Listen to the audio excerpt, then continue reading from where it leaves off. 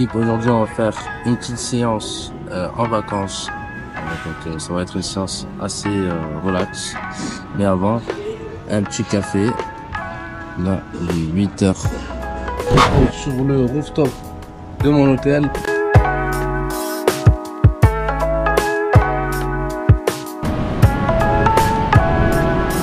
Et donc ici il y a la salle. Super salle. Vraiment il y a de quoi faire.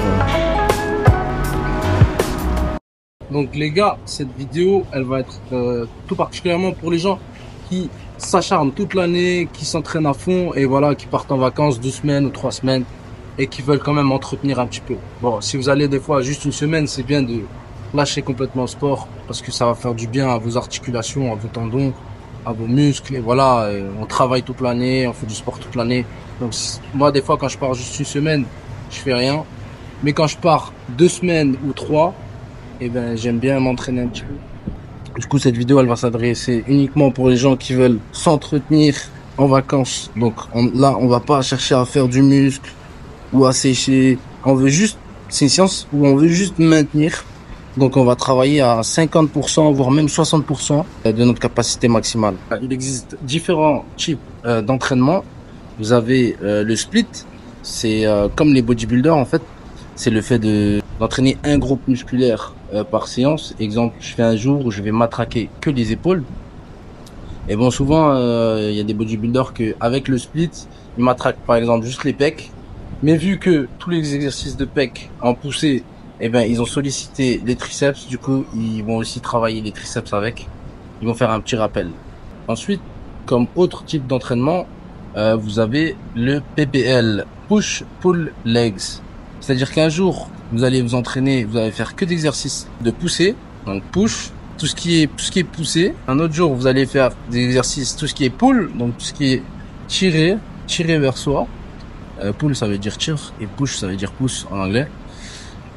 Et legs, donc un autre jour dédié que aux jambes. Ça, c'est un type d'entraînement qui me convient très bien par rapport à mon mode de vie et à mon travail. Tous les modes d'entraînement, il faut les adapter avec votre mode de vie. Voilà, vous pouvez pas suivre la vie d'un bodybuilder. Ensuite, on a les half body. Donc, on va faire la moitié du corps que le buste, un jour que le haut et un jour que le bas. Donc voilà, le half body, moi, je l'utilise très rarement. Voilà, parce que de faire que le haut du corps, c'est bien, mais il y a beaucoup de muscles à cibler. Et du coup, ça va me faire une séance très très longue. C'est le type d'entraînement que je fais. Si par exemple, j'ai trop travaillé de la semaine, j'ai pas eu le temps de m'entraîner. Voilà, je vais faire par exemple que le haut durant 1 heure à 2 heures. Et ensuite, on a le full body. Donc voilà, le full body, ça va consister à travailler l'ensemble du corps dans son intégralité. Donc le haut et le bas. Et ça, c'est un bon type d'entraînement si vous avez voilà pas le temps et si vous faites peu de musculation. C'est-à-dire que au début, pour progresser, c'est très bien, tu vois. Pour être homogène un petit peu partout, faire des full body assez intenses, ça prend des fois plus de temps. Mais si vous faites 2 exercices pour chaque groupe musculaire, c'est suffisant.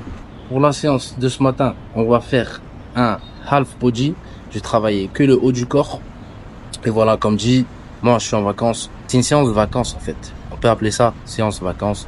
Séance où on maintient et on garde de l'énergie aussi pour la journée pour faire, parce que faire le touriste ça demande de l'énergie. Voilà, je fais pas les jambes parce que là actuellement je suis à Chiang Mai, je vous montre un peu et je marche énormément dans les rues de Chiang Mai. Donc voilà, j'ai pas envie de boiter comme ça et d'avoir des courbatures de fou. C'est parti, on y va tout de suite. Arrête de faire ça, c'est bizarre. Ouais, tu veux ça sert à rien de faire ça. Non, il n'y a pas besoin de s'échauffer. On y va à l'ancienne. Alors bien entendu, moi je vais quand même m'échauffer un petit peu les épaules, les coudes, les articulations, un petit peu le dos. Voilà, vraiment à la va-vite, juste histoire de me dérouiller un petit peu. Je suis en vacances, je vais pas mettre 15 ans à m'échauffer. Mais voilà, c'est une séance matinale, donc je m'étire quand même un petit peu avant d'attaquer. Pour continuer à chauffer et faire du cardio, un peu de vélo. Je m'entraîne beaucoup dans les camps, je marche beaucoup. Donc du coup, si je fais du vélo, c'est justement pour reposer un petit peu mes chevilles, mes genoux. Là, je porte pas tout le poids de mon corps. Et du coup, c'est tout bénef pour mes articulations, tu vois. Et je vais chauffer doucement comme ça.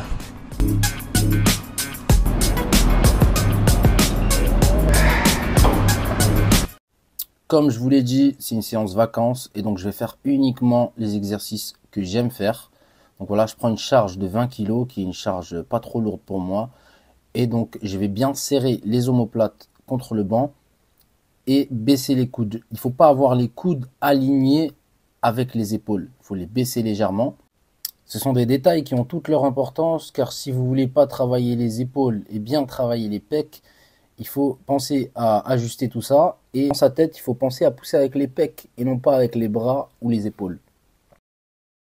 Donc voilà, j'ai fait 10 répétitions développé incliné. Là, je serre les haltères pour travailler le milieu des pecs. Donc le fait d'enchaîner 2 exercices sans temps de repos, on appelle ça superset.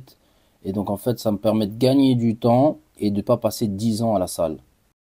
Je passe ensuite à un exercice du dos, donc avec un tirage haltère unilatéral. Comme je vous l'ai dit et je vous le répète, c'est une séance vacances, je ne vais pas chercher à faire du muscle. Donc j'ai encore une fois pris un poids raisonnable. Vous devez adapter le poids en fonction de votre capacité. Alors si je commence par les pecs et le dos, c'est justement parce qu'aujourd'hui je fais un half body, donc je travaille le buste. Et ce qu'il y a de plus gros dans le buste, c'est les pecs et le dos. Et ce qui est plus gros demande forcément plus d'énergie. Par la suite, je finirai avec les plus petits muscles qui sont les biceps, triceps et les épaules. Donc là, j'enchaîne encore en superset avec l'exercice précédent. Je n'ai pas pris de temps de repos avec un tirage vertical. Donc là, le tirage vertical, il va permettre de travailler les dorsaux. Donc là, j'essaye vraiment de contrôler le mouvement pour créer du muscle. Il faut que le muscle soit tout le temps en tension et c'est pour ça que c'est très important de contrôler le mouvement de A à Z. Ensuite là, je vais passer aux épaules. Je vais pas me casser la tête. Je vais faire cet exercice-là. Donc là, cet exercice, il va me permettre de développer mon deltoïde antérieur. Comme pour tous les exercices précédents, je n'ai pas mis une charge très lourde et donc je vais travailler mes épaules de cette manière. Pour ceux qui ne le savent pas, l'épaule se décompose en 3 parties. Le deltoïde antérieur, latéral et postérieur. Voilà. Donc si jamais tous les exercices que je fais 3 séries. Pareil en superset avec l'exercice précédent. Et donc là, je vais me concentrer sur mes coudes. Je vais lever les coudes. Et pour la saisie, moi j'aime bien mettre le pouce de ce côté-là. J'ai de meilleures sensations. Après, ça c'est libre à vous de faire comme vous le sentez. Chacun ses sensations, chacun fait comme il veut. Donc voilà. Ensuite, je passe aux élévations directement. Là, je vais faire 3 exercices. J'aime bien, c'est un petit muscle. Je vais les buter un petit peu, même si c'est une séance vacances. Le poids, il n'est pas très lourd. Voilà, vous voyez, j'enchaîne. J'ai pas de temps de repos. J'ai pas le time en fait. Je veux finir au plus vite pour pouvoir profiter de ma journée. Donc là, je vais travailler l'arrière de l'épaule. Voilà, je m'entraîne à voler en fait. C'est comme si on veut battre des ailes. On s'imagine qu'on va voler. Voilà les gars, c'est parti. Là, on passe au bras. On va faire finisher. On va travailler avec que des poids comme ça. Et beaucoup de répétitions. Voilà, pareil, on va pas jouer les muscleurs. On va prendre un petit poids de 10 kg. Et on va se concentrer sur la qualité du mouvement. Les gars, c'est pas forcément le poids qui fait le muscle. Il faut se focaliser et se concentrer. Faire une connexion cerveau-muscle et imaginer son muscle grossir. Et d'ailleurs, les miroirs dans les salles jouent un rôle important. En fait, si vous regardez votre muscle et vous dites « mon muscle est en train de grossir », et ben c'est ce qui va se passer.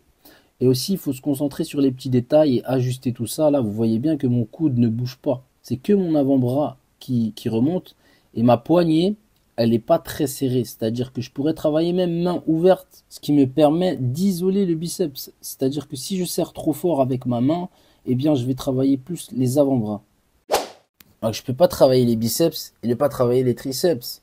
Sinon, mes triceps vont être jaloux et je vais avoir de sérieux problèmes de disproportion. Et c'est pas ce qu'on veut, les gars.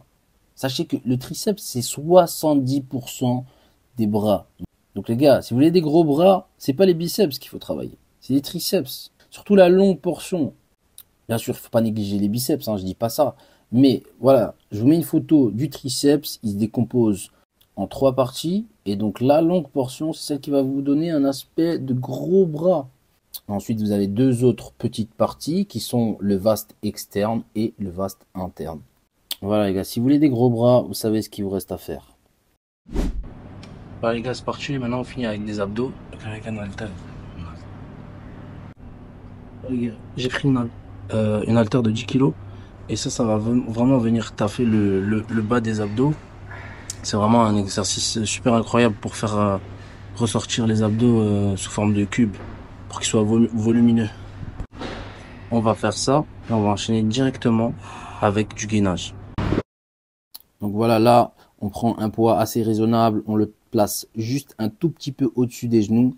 Une fois qu'on est bien stabilisé et qu'on a bien le bas du dos, les lombaires qui touchent le sol, on arrondit, on courbe un peu le dos et on vient monter à la force des abdos et non pas des jambes. Donc là, c'est très important de se focaliser sur le fait que c'est la contraction musculaire du bas des abdos qui va permettre de surélever les jambes. Et c'est non pas l'inverse. On ne soulève pas les jambes bêtement comme ça, parce que sinon on va travailler un peu plus le psoas. Psoas, c'est juste le haut de la cuisse. Ça, c'est un exercice incroyable pour tous ceux qui galèrent à faire brûler la graisse du bas du ventre.